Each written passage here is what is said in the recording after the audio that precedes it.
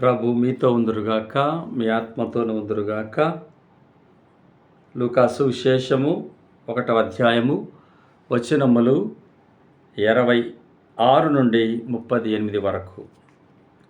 తదుపరి 6వ మాసమున దేవుడు గాబ్రియేలు దూతను గలిలయ సీమయందలి నజరేతు నగరమునకు పంపెను. ఆ దేవదూత దావీదు వంశస్థుడు యోసేపునకు ప్రదానము చేయబడిన కన్య యొద్దకు పంపబడెను. ఆమె పేరు మరియమ్మ. దేవదూత లోపలికి వచ్చి ఆమెతో, అనుగ్రహ పరిపూర్ణురాలా, నీకు శుభము, ఏలిన వారు మీతో ఉన్నారు అనెను. మరియమ్మ ఆ పలుకలకు కలత చెంది ఆ శుభవచనములు ఏమిటో అని ఆలోచించుచుండగా దేవదూత, మరియమ్మ, భయపడకుము, నీవు దేవుని అనుగ్రహమును పొందియున్నావు. ఇదిగో, నీవు గర్భము ధరించి కుమారుని కనెదవు. ఆ శిశువునకు యేసు అను పేరు పెట్టుము. ఆయన మహనీయుడై మహోన్నతుని కుమారుడని పిలువబడును.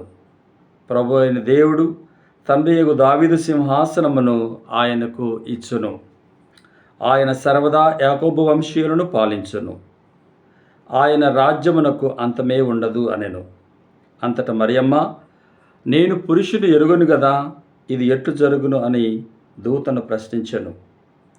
అందుకు ఆ దూత ఇట్లనెను, పవిత్రాత్మ నీపై ఏం చేయును, సర్వోన్నతుని శక్తి నిన్ను ఆవరించును. అందుచేత ఆ పవిత్ర శిశువు దేవుని కుమారుడు అని పిలువబడెను. నీ బంధువు ఎలిజబెతమ్మను చూడుము, ఆమెకు వయసు మళ్ళినది గదా, గొడ్రాలైన ఆమె గర్భము ధరించి ఇది 6వ మాసము. ఏలన దేవునికి అసాధ్యమైనది ఏదియూ లేదు. అంతట మరియమ్మ, ఇదిగో నేను ప్రభువు దాస్యురాలను, నీ మాట చొప్పున నాకు జరుగునుగాక అనెను. అంతటా ఆ దూత వెళ్ళిపోయెను. ఇది క్రీస్తు సువిశేషము. సువిశేష బోధనల ద్వారా మన పాపములు మన్నింపబడునుగాక.